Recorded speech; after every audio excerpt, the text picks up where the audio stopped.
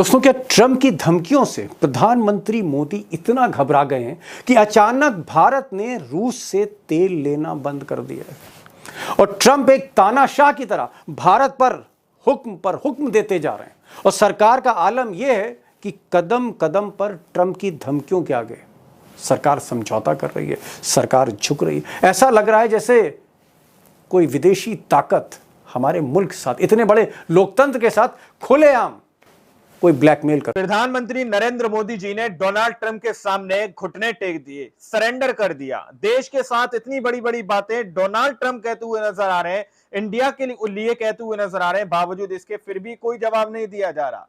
विपक्ष की पार्टियां सीधे तौर पर यह कह रही हैं कि भाई डोनाल्ड ट्रंप ने 25 से 26 बार यह कहा कि भाई हमने जो है जंग रोकी है, बावजूद इसके फिर भी सवाल नहीं कहा जा रहा कि किसने जंग रोकी, किस लिए जंग रोकी दोस्तों, और आखिर क्यों प्रधानमंत्री नरेंद्र मोदी जी ने डोनाल्ड ट्रंप के सामने सरेंडर कर दिया। हमारे साथ वरिष्ठ पत्रकार मौजूद है दीपक शर्मा, उनकी रिपोर्ट में आप लोगों के सामने रखूं। जितनी भी बातें मैंने कही उससे पहले आप लोग उन सारी बातों पर एक क्वेश्चन मार्क लगा लीजिए।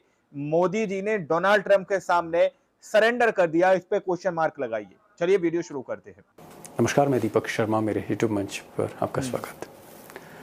दोस्तों, क्या ट्रंप की धमकियों से प्रधानमंत्री मोदी इतना घबरा गए हैं कि अचानक भारत ने रूस से तेल लेना बंद कर दिया है और ट्रंप एक तानाशाह की तरह भारत पर हुक्म देते जा रहे हैं। और सरकार का आलम यह है कि कदम कदम पर ट्रंप की धमकियों के आगे सरकार समझौता कर रही है, सरकार झुक रही है। ऐसा लग रहा है जैसे कोई विदेशी ताकत हमारे मुल्क के साथ, इतने बड़े लोकतंत्र के साथ खुलेआम कोई ब्लैकमेल कर रही है। ब्लैकमेल कर रही है। अब गोदी मीडिया तो चुप ही रहती है ऐसे मामलों में, लेकिन दुनिया की बड़ी न्यूज़ एजेंसी रॉयटर्स ने आज एक खबर ब्रेक करी और रॉयटर्स ने खुलासा किया है कि भारत सरकार की जो तेल कंपनियां जैसे इंडियन ऑयल है या भारत पेट्रोलियम है, इन्होंने अचानक रूस की रिफाइनरी से तेल लेना बंद कर दिया। यानी जो ऑयल की पूर्ति वहाँ से हो रही थी उसको तुरंत पॉज कर दिया, रोक दिया। सवाल है कि अचानक ये फैसला क्यों लिया गया? क्योंकि ट्रंप ने रूस से तेल लेने पर भारत पर जुर्माना कर दिया था, पेनल्टी लगा दी थी, इसलिए हमने तेल लेना ही बंद कर दिया। उधर संसद में आज दोनों ही सदन, राज्यसभा और लोकसभा में भारी हंगामा देखने को मिला। विपक्ष का खुला आरोप था कि मोदी जी ट्रंप का नाम लेने में घबरा रहे हैं। जो कॉमर्स मिनिस्टर हैं यानी वाणिज्य मंत्री पीयूष गोयल, जो ट्रेड की डील कर रहे थे अमेरिका के साथ, वो चुप हैं, सांप सूंघ गया है।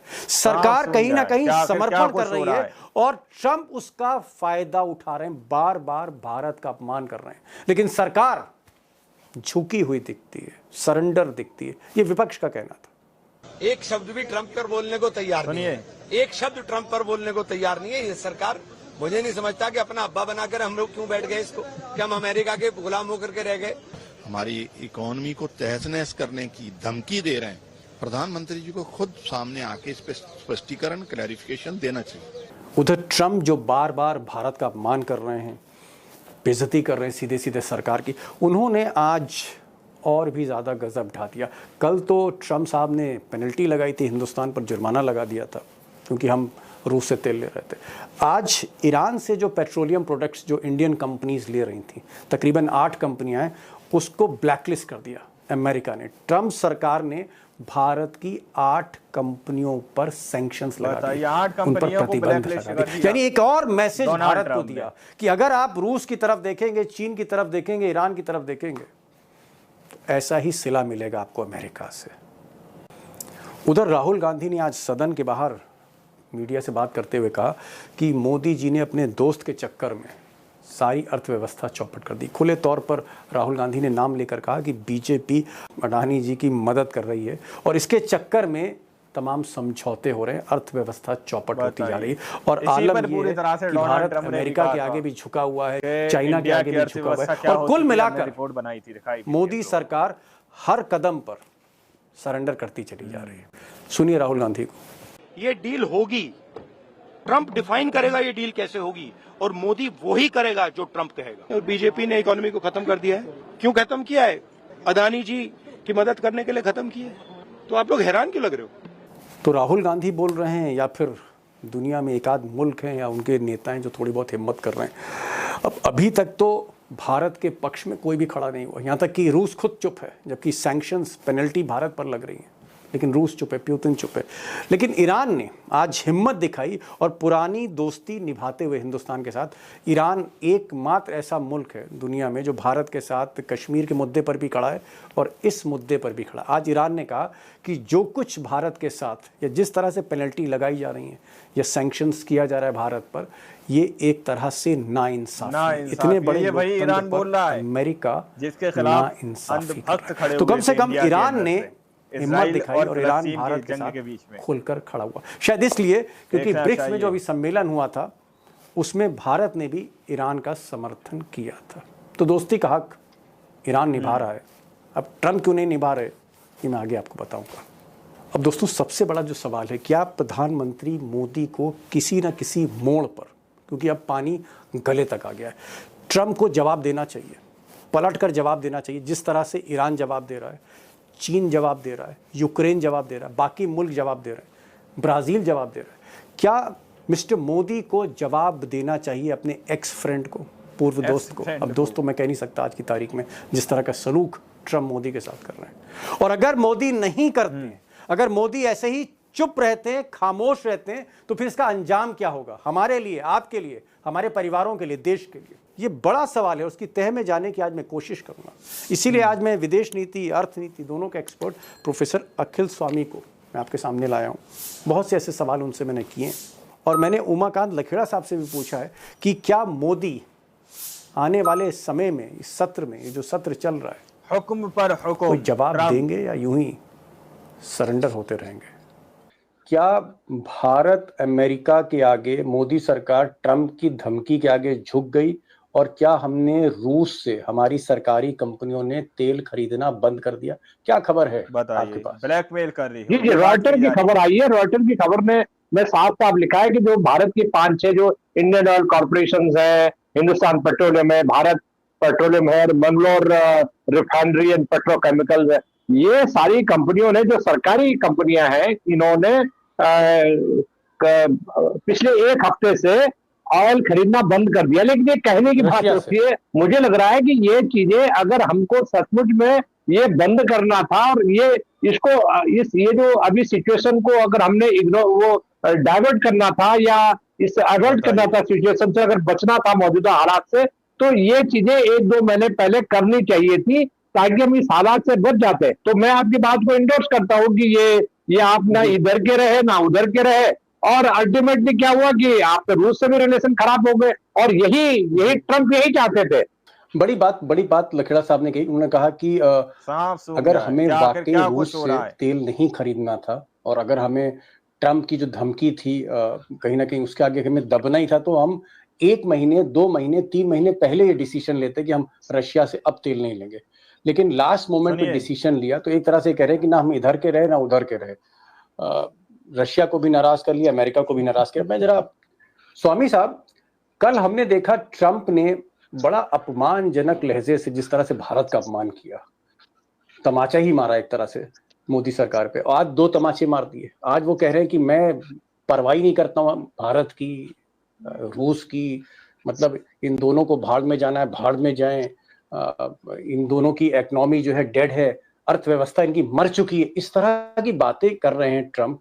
मैं आपसे पूछना चाह रहा हूं, आप तो इकोनॉमी के साथ मनोविज्ञान भी समझते हैं, अर्थशास्त्र के साथ, क्या ट्रंप जी का मानसिक संतुलन ठीक है या यहाँ पर कुछ गड़बड़ है? देखिए दीपक जी, मैं उन लोगों में से नहीं हूँ जो कि अपने अंदर देखने के बजाय मैं दूसरों के गुण दोष देख के अपने को प्रसन्न कर लूं। देखिए, मैं नहीं मानता कि डोनाल्ड ट्रंप का मानसिक असंतुलन है या उनका दिमाग खराब हो गया है। वो बड़ी सोची समझी रणनीति से वो कर रहे हैं जिससे वो एक इतिहास लिखें और अमेरिका के इतिहास में उनका नाम हो जाए। भारतवर्ष के प्रधानमंत्री को भी वो करना चाहिए जो भारत के हित में हो। देखिए, जहां भारत ने गलती की, जो सबसे बड़ी गलती की, वो ये किया कि एक तो विश्व से आप लड़ सकते हैं अगर आपका परिवार मजबूत हो। इंडिया आप अपने घर में भी देखते हैं, अगर परिवार और पति पत्नी बच्चों में एका है तो आप पड़ोसी से और दुश्मन दुनिया से लड़ सकते हैं। भारतवर्ष ने क्या किया पिछले 11 साल में?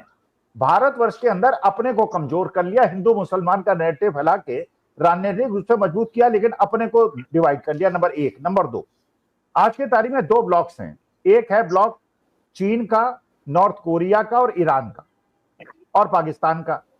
अच्छा, एक है अमेरिका और नेटो का। अच्छा, पाकिस्तान ने एडवांटेज क्या लिया, वो चीन के ब्लॉक पे भी है और अमेरिका के ब्लॉक पे भी है, उसकी न्यूसेंस वैल्यू है।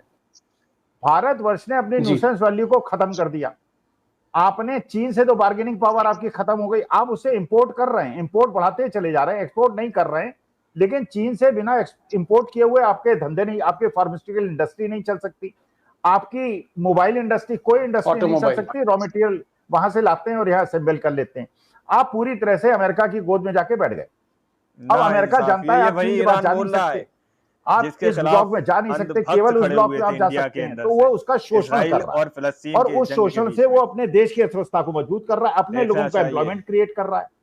अब ये देखिए, उसने जो आज व्यवस्था की है पूरे विश्व के अंदर, उसका आलोचना करना मैं उचित नहीं समझता।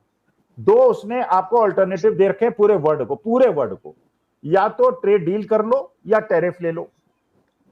अगर ट्रेड डील करते हो तो उसने आधे देशों से विश्व के ट्रेड डील कर ली। ट्रेड डील में उसने क्या किया, उसने कहा अमेरिकी उत्पादों को अपने देश के अंदर कम टैरिफ पे आने दो, जिससे अमेरिका के माल को दूसरे देशों में बेच सके।